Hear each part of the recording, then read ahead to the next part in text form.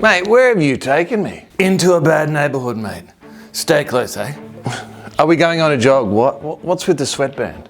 It's the local gang bandana, mate. I don't really think a local gang would be interested in an orange sweatband like that to I digress. Jan Borg was an intimidating fellow. Pipe down, mate. I'm being serious. This is postcode 9016, all right? Dangerous place to be for property investors. Then what are we doing here? We have come here to show property investors the 5 main flaws that come with a purely property investment strategy of positive cash flows when wanting to build a property portfolio, and how having a purely positive cash flow strategy could end up in, well, investing in the wrong side of the hood. Mate, I've just looked it up on Google. 9016 postcode is Dunedin in New Zealand. Google is not exactly the leading search engine in 2021. Anyway, here in postcode 9016, it's actually where the property spookers live, mate. And we'll explain why. If you come here with the sole aim of a positive cash flow strategy when you're trying to build a property portfolio, you're in trouble. So fellow investors, stay until the end of this video as we're going to show you the 5 flaws of a purely positive cash flow investment strategy and how avoid getting a cap rate in your ass. Cap rate is actually a term used in commercial property, and it's actually a good thing. Not in your ass, it ain't.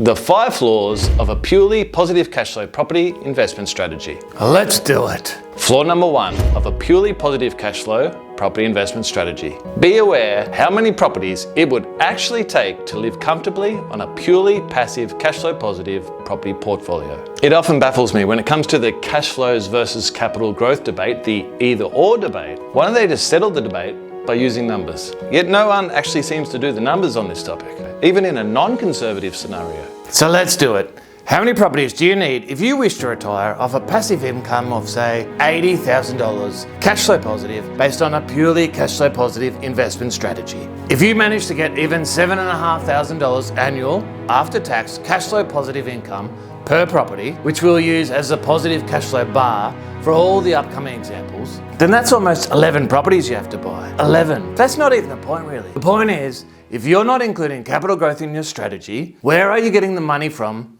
to buy these 11 properties? That's 11 upfront deposits. 11% on average, 6% startup costs. Let's not go even into the dangers of when, the banks want their money back or when interest rates rise, because you can't pull equity for any of these upfront costs. You've denied capital growth. It's the either or debate. But for the sake of an example, actually more to the point, of a ridiculous common scenario that actually happens, that you acknowledge capital growth has occurred in your first home or property investment. For this example, we'll let you pull out your capital growth for this property only, but so you pull out equity to buy a cash flow positive property, which brings us to flaw number 2 of a purely positive cash flow property investment strategy: pulling equity out to buy a cash flow positive property. Now, mate, this is exactly what I'm talking about.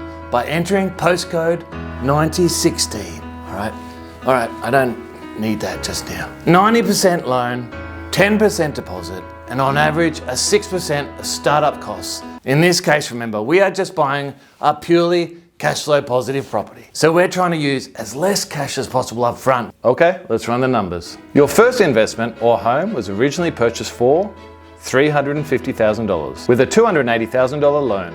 But now the value of the property has risen to $416,000. The banks can now lend you an additional $52,800 for your next purchase. This $52,800 will be able to buy you, for example, a $528,000 property in which you will need to pay on the average 6% startup costs. The additional 6% startup costs on average would be $528,000 by 6% equals $31,680. And we're just on the second property still. Hardly into a property portfolio, mate. People are so focused on the new property and how much cash flow they're going to get, they forget they have to take into account where they're getting all this money from. And the reality is, you're borrowing more money and hence, you're bringing on more monthly interest charges. Concentrating on your new property purchase, well, this is what a property spooker will do because they have no idea on where you're at on your property investment journey. The technique looks like this. Look at the silly pink slipper. Look how good this silly pink slipper is. All right, that's the technique. Could be a monkey. Could be some boobs. Just saying. Now in the same example, let's assume you have a 3.6% interest-only loan on a tiny equity pool of $52,800. That's an extra $158.40 per month. But that's $1,900.80 per year, which makes that $7,500 positive cash flow benchmark on your new property acquisition reduced down to basically $5,500 a year cash flow positive, which now, based on your $80,000 passive income goal, you now need over 14 properties to achieve that goal. Which brings us to flaw number 3 of a purely positive cash flow property investment strategy. What happens when the interest rates rise? This is not a what if scenario. You don't have to stress test this. This is a when scenario. As discussed in our series on loan to value ratio videos, which if you haven't seen already, we will leave a video link at the end. The buffer or assessment rate of a bank can be 1%, 2% or higher. So when the equity pool of 3.6% happens, on a tiny equity pool of $52,800 becomes 5.6%. The usable equity pool interest charges are now up to $246.40, up from $160, or annually now almost $3,000 per year. I don't think we even need to go into how many years now or how many properties you'll need to get to the desired passive income when you're just now pulling in $4,500 annually. Flaw number 4 of a purely positive cash flow property investment strategy. It'll help you save for your next deposit.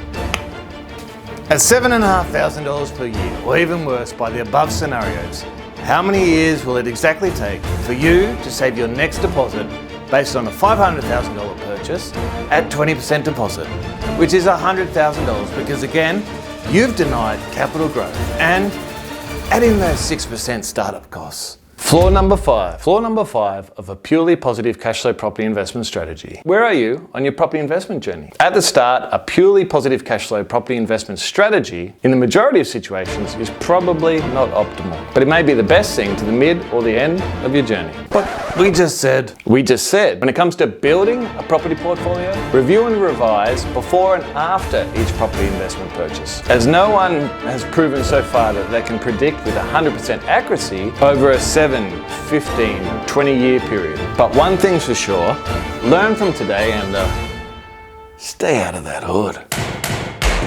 As promised, here is a link to the first video to the series on loan to value ratios. And stay tuned here for our next video on why Lender's Mortgage Insurance is your friend, possibly your best new friend.